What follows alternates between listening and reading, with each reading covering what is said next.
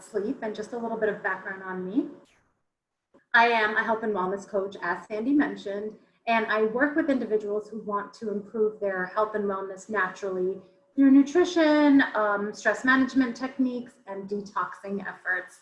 So as Sandy also mentioned, if you're looking for any tips, health and wellness tips, cooking tips, that sort of thing, you can find me on Instagram at Tash, T-A-S-H, Vibe, V-I-B-E 13. So let's go ahead and get started. We are talking about sleep today and why it's so important. I'm sure that you have all felt that if you have a night or two of, not so good sleep, or if you just don't sleep enough, you feel kind of crappy the following day, right? And I think a lot of us have been really suffering with not sleeping well during this pandemic. So hopefully today I'll give you some tips that will help you with all of that. So first, I want to start with the importance of sleep. Everyone hears and knows that sleep is important, but why is it actually that important, right? It's so important because sleep heals our bodies and our cells. Sleep regulates brain function. Sandy, I just realized I didn't share my screen. I got to do that. Forgot to open my presentation, guys. Just one second. Here we go. Can you see it?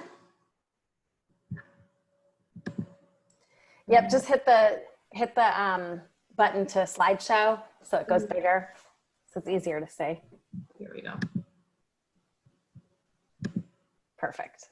Okay, thank you. Okay, so as I was saying, sleep is really important to detox and heal our cells, and sleep affects our ability to process social cues and just determine things going on in our lives. So for example, if one night you don't get a good amount of sleep, you'll notice that the following day, and scientific studies actually have proven this now, that you're less able to distinguish whether another person is angry, or if they're being sarcastic, or if they're really, truly saying what they want and what they mean. And that's because when we don't sleep properly, all of our processes and our brain gets a little bit jumbled, and it doesn't heal at night. So sleep is really important for those things. Sleep is also necessary for healing the heart and blood vessels. And during sleep, our blood pressure regulates, and this is critical for a healthy cardiovascular system. In addition, over time, inadequate sleep can result in cardiovascular disease, depression, mood swings, and mood disorders, poor immune function, and a lower life expectancy. And obviously these days with this pandemic going on, we want our immune systems and our bodies in general to be as strong as possible to fight off and prevent COVID if we're, even exposed to it. So sleep is really important for that. One thing that is absolutely critical to good sleep is regulating our circadian rhythm. The circadian rhythm is a biological process that regulates our sleep and wake cycle, and it repeats every 24 hours. So if you want to improve your sleeping and your sleep patterns, it's really important to regulate your circadian rhythm.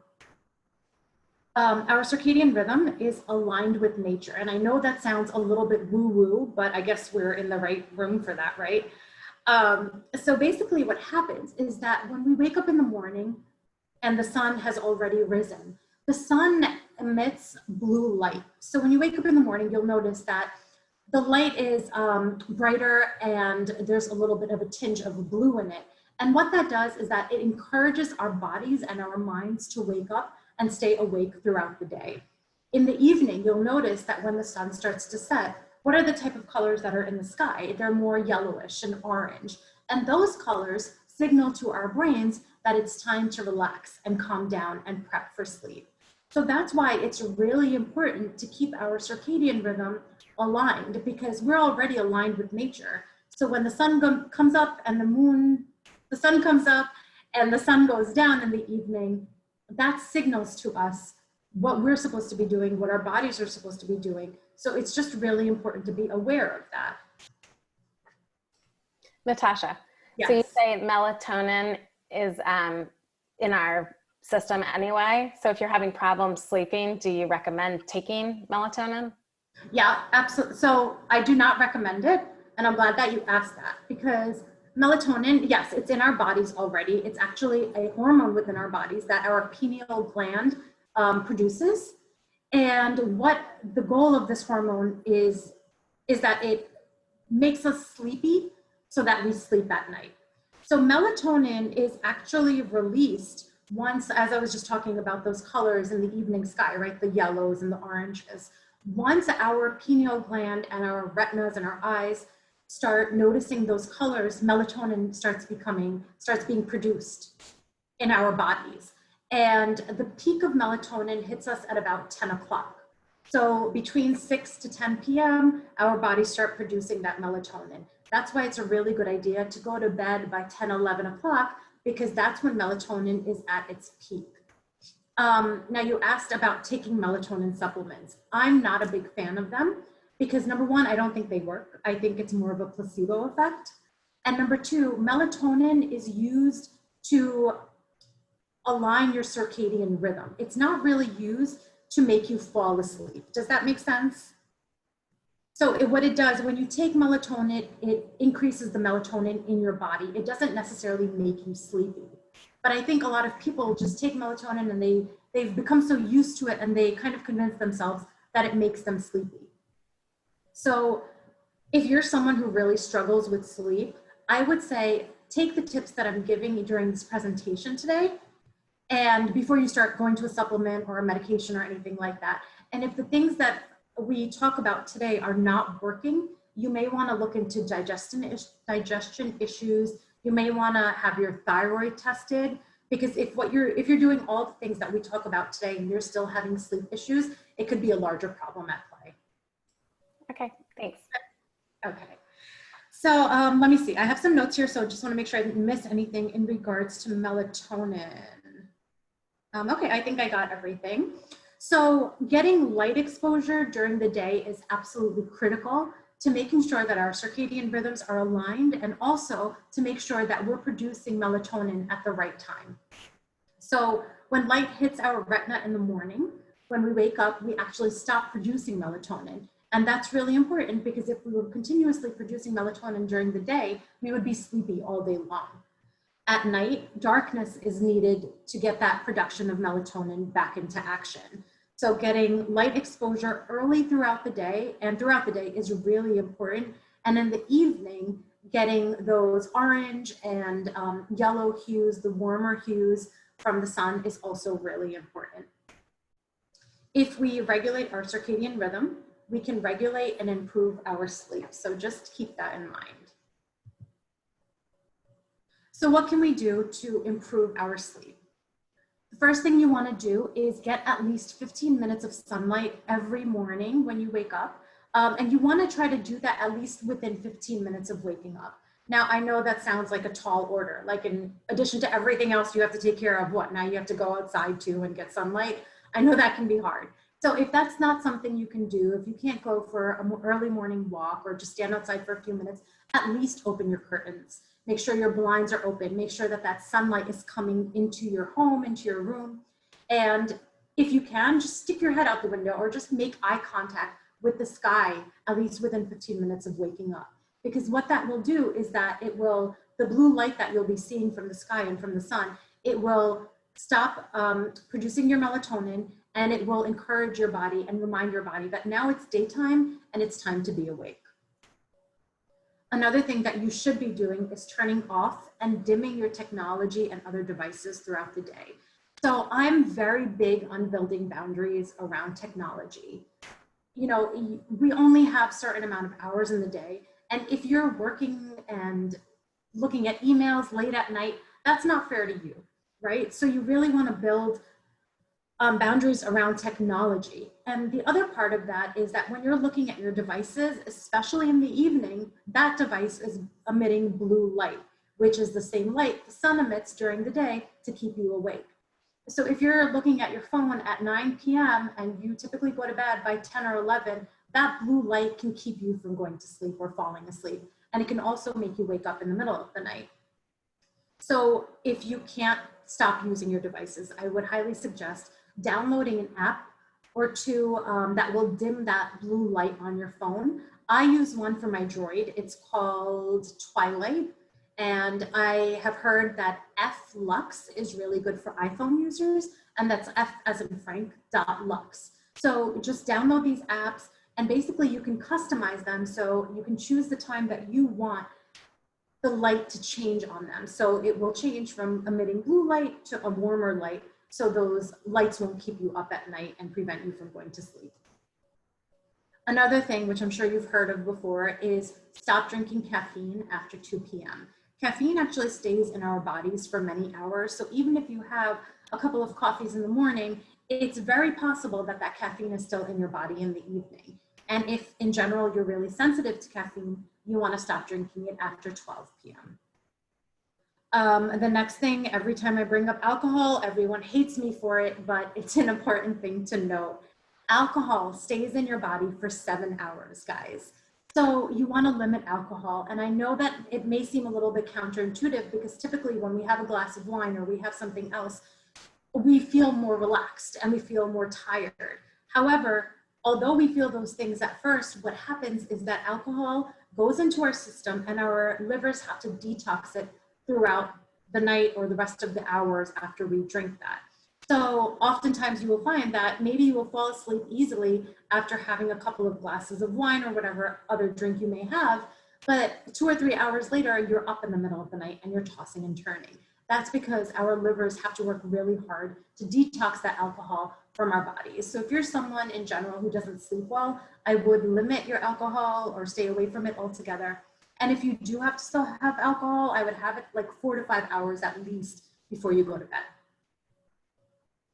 Another thing you want to do is eat meals consistently. Our bodies love routine. They love to eat at the same times. They love to wake up and go to sleep at the same times. So eating consistently is really, really important, and it will keep your body in alignment with that circadian rhythm that we talked about earlier. Also, you want to keep your bedroom cool. Scientific studies show that if our room temperature is 65 degrees or less, that is ideal for us to fall asleep. And if it's warmer than that, or if it becomes warmer than that throughout the night, we typically wake up. So you want to try to keep your room temperature at least 65 or lower. Also, you want to stay away from things that trigger you at least 2 hours before going to bed. We had another session right before this, and I was saying that one of my triggers is watching the news, because the news just really, it gets me upset, and it gets me all triggered and revved up. So before going to bed, if news is something that triggers you, don't watch the news. Don't have political conversations. Whatever it may be that triggers you, stay away from it at least 2 hours before going to bed. And then also, you don't want to engage in any strenuous exercise or activity before bed. So exercise, obviously, we all know is really, really important. And it just should be done earlier in the day if possible. At least try to have 2 hours before you go to bedtime so that your body can prepare for sleep, so that it can calm down and relax. If you're exercising 2 hours before bed, your heart rate will continue to rise and you'll just be revved up. So it'll be harder for you to fall asleep, and you also may wake up in the middle of the night. So any questions on those techniques or tips? We do have one question. What was the app you said about the blue light on an iPhone? On the iPhone is f.lux. So it's F as in Frank, and then dot like period and LUX.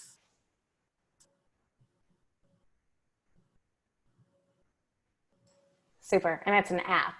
Yes. Perfect. Thanks. Yeah. Any other questions anyone has?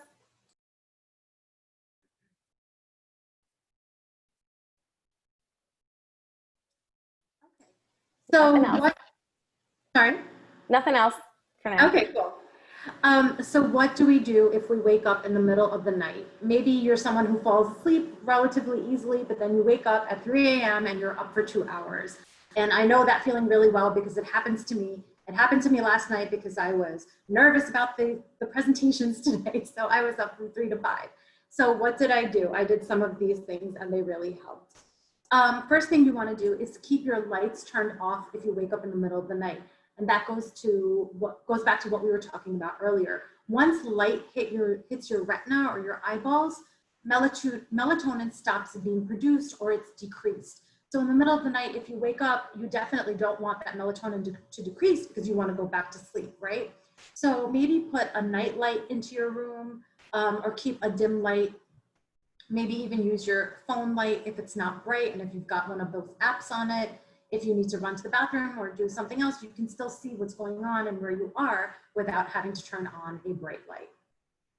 Another thing you can do if you wake up and your mind starts going, into that cycle, and you're thinking about all the things that you have to do, and you're thinking about the list of things that you need to accomplish the following day, you can repeat an affirmation. Doing this is an awesome way to fall asleep. It helps me a lot, actually. You want to repeat a word or an affirmation that feels good to you, that is positive, and that's something that you can believe in. I personally use, I just say thank you. I just keep repeating thank you over and over, and that works for me because it puts me in a state of being grateful for everything that I've got in my life. You can use obviously anything that feels good to you. I know some people who use the word hope or the word love. Someone had suggested to me once that she wanted to use, I am going to be a millionaire, which is awesome. It's a great affirmation. The only problem with it is that it may not be believable to you. So if you're repeating something that may not be believable to you, that actually may stress you out more than put you to sleep. So choose something that feels good, that's positive, and something that you can believe in. Another thing you can do is the 4-7-8 breathing technique. And this is a technique that was created by alternative medicine doctor, Dr. Weil. And this technique has been scientifically proven to put you to sleep within 10 minutes, I think it is. So we're gonna actually go through this technique together once we are done talking about these tips. So I think you guys will really enjoy that technique once we go through it. Another thing you can do is keep a notebook near your bedside and write down any worries or nonstop thoughts that you may start having once you wake up in the middle of the night. That is important because sometimes when we're subconsciously worried, we can't fall back asleep, right? So quickly writing down those things that are bothering us gets it out of our system, puts it in a place where we can revisit the following day, and then we can fall back asleep more easily. If you do end up doing this, again, just remember to keep your lights off, maybe keep a night light on in the room so that you're not turning on that bright light. And once you're done with this exercise, if you do this exercise and you write down all of your worries, one thing to keep in mind is that once you're done, lie back in bed, get comfortable, and think of 3 things that you're really grateful for. This is really important because you never want to go to sleep or fall asleep thinking about negative things. And you've just written down all of these things that you're worried about. So you don't want to go to bed in that state of mind. So think of at least 3 things that you're really grateful for and really feel that gratitude that you have for those things. And that should help you to fall asleep more easily. So it's important to, I keep forgetting to change my slide. It's really important to prep for sleep, you guys. Just like we prep for other things in our lives. We prep for meetings, we prep for, whatever else we've got going on. It's also important to prep for sleep, especially if you're someone who doesn't sleep very well. So it's important to stick with that routine throughout the day. Make sure that you're sticking with a routine that aligns with your circadian rhythm, eating consistently, all of that good stuff. But another thing that you can do is maybe do the following 2 exercises about a half an hour before you go to bed so that they prep you for sleep, they relax you, they bring your heart rate down. And the first thing you want to do is keep a gratitude journal. Gratitude journals have been proven now to improve mood, to boost the immune system, and also prep the body for sleep. So what you would do each night before you go to bed is just write 3 to 5 things down in a journal. And yes, you can absolutely also think of the things that you feel gratitude for or grateful for, but writing it down is what makes it powerful and impactful. So you really want to take that extra step and write those things down daily. And then after you do those 3 to 5 things, after you write them down, the next thing you want to do is the 4-7-8 breathing technique that I mentioned.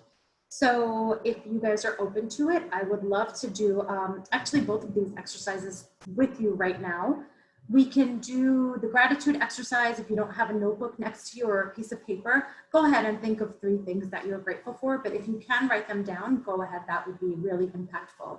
Feel free to write them in the chat also. Oh yeah, that's a great idea. I can read them. Awesome idea. So just a couple of notes before we begin both of the exercises. When you do the gratitude exercise, you want to obviously really feel gratitude for whatever you're feeling grateful for at that moment. And then after that, what we're going to do is go into the 4-7-8 breathing technique. And as I mentioned, this technique has now been scientifically proven to help you fall asleep within 10 minutes or so. When you're doing this technique, if you feel any kind of discomfort or just lightheadedness, anything just doesn't feel right, please stop doing it. Let your breath go back to normal and just wait a couple of minutes and any discomfort should dissipate. Sometimes when we're doing breathing techniques, it doesn't feel too good because our lungs are not used to breathing in that sort of a capacity. But the more that you practice these techniques, the more you'll get used to them. And actually doing breathing techniques is really good because it strengthens our lungs. And that's really needed these days with this COVID pandemic because COVID is a respiratory disease. So doing these breathing techniques is a great way to improve your lung capacity and make your lungs stronger.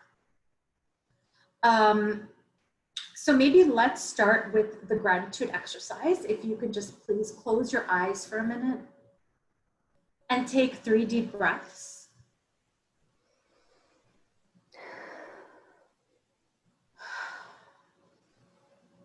And think of 3 things that you're really grateful for right now in this moment. And just feel your heart literally swell with how much gratitude you have for those 3 things. And also, as Sandy mentioned, if you want to write them in the chat, that would be amazing as well.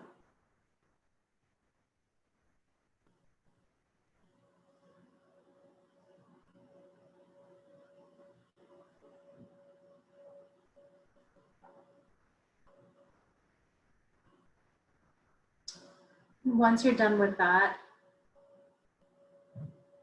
we can move on to the breathing technique.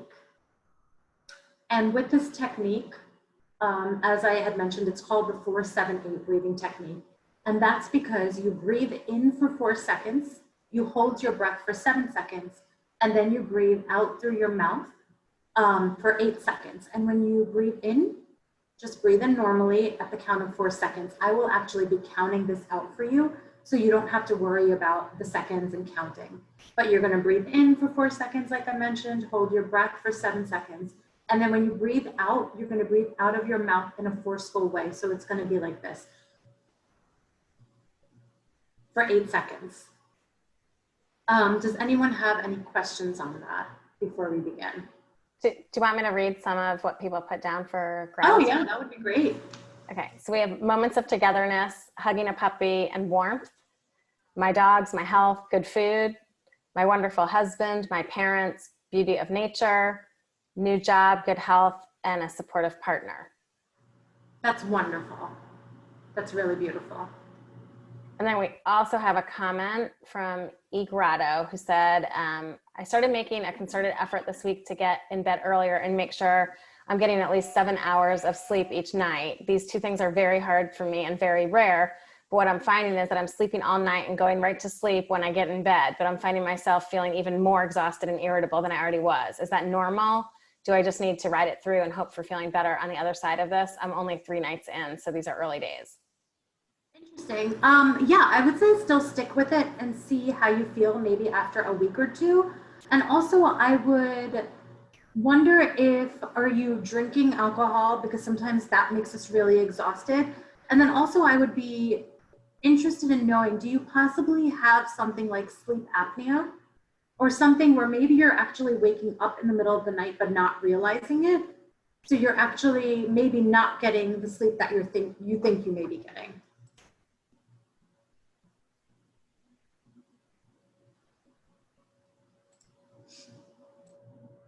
And whoever had made that comment, if you feel comfortable, you're welcome to just, talk out loud. You don't have to talk in the chat with us.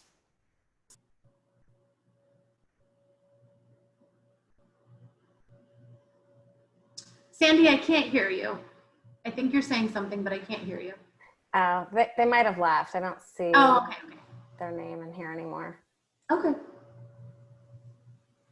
Okay, so should we go on to the breathing technique? Yes. And I'm just going to let you know we have 4 minutes. Oh, shoot. Okay, we got to go. So let's start by taking 3 deep breaths. And as I mentioned, I'm going to count for you during this technique. So start with the 3 deep breaths.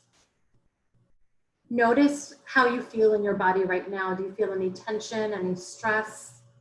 And just note that, because I want you to feel the difference of how you're feeling now, and then once we're done with the technique, how you feel at that point. So let's begin the technique now.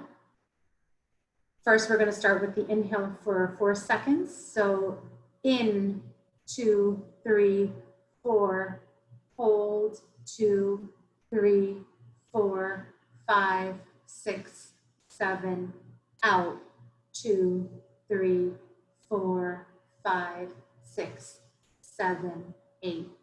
In, 2, 3, 4, hold, 2, 3, 4, 5, 6, 7, out, 2, 3, 4, 5, 6, 7, 8. In, 2, 3, 4, hold, 2, 3, 4, 5, 6, 7, out, 2, 3, 4, 5, 6, 7, 8. In, 2, 3, 4, hold, 2, 3, 4, 5, 6, 7, out, 2, 3, 4, 5, 6, 7, 8. In, 2, 3, 4, hold, 2, 3, 4, 5, 6, 7, out, 2, 3, 4, 5, 6, 7, 8. In, 2, 3, 4, hold, 2, 3, 4, 5, 6, 7, out, 2, 3, 4, 5, 6, 7, 8. And just let your breath go back to normal. And whenever you're ready, you can open your eyes and just consider how you feel now as opposed to when we began this exercise. And just also keep in mind that we did this for a really short time right now. When you do this on your own, if you wake up in the middle of the night or even just to fall asleep in general, I would do 8 to 15 rounds of this. And a round equals the full thing. So the 4, the 7, and the 8, in, hold, and out. So that equals 1 round.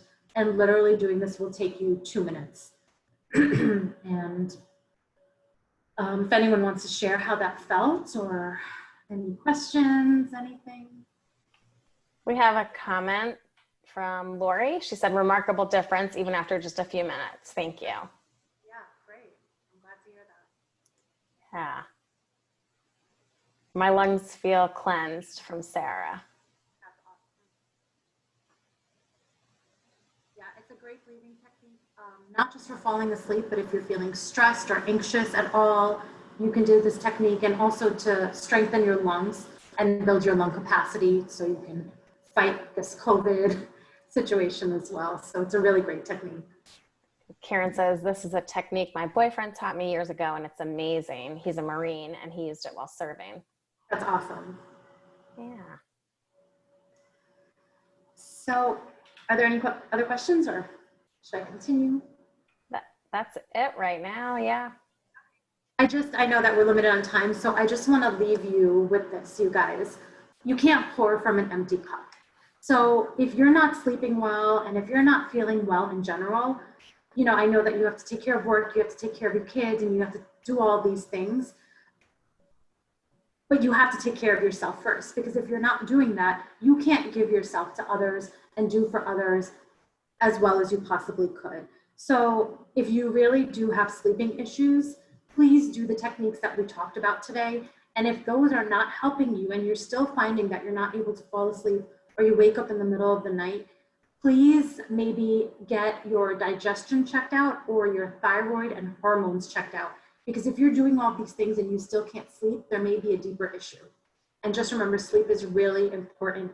If you just do a few of these things and incorporate them into your daily routine, it will really help you. But please, please take care of yourselves first.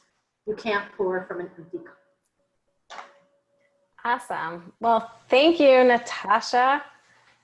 I'm going to stop the recording here, but everyone, if you want to continue the conversation in the central perk room, you just go back to the Kiko browser and you can go in there and talk amongst yourselves. And Natasha also shared with us that she's on Instagram at TashaVibe13.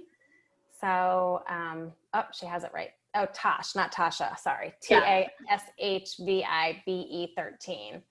So if you want to follow her, I'm sure she would love to continue the conversation. And if you have any questions, if you need support or help with anything, please just send me a DM and I'm happy to continue that conversation. Awesome. Well, Natasha, it's been great. I learned a lot from you and I wish you the best. Thank you so much. We'll stay in touch for sure. And thank you for joining, everyone. Really appreciate your time.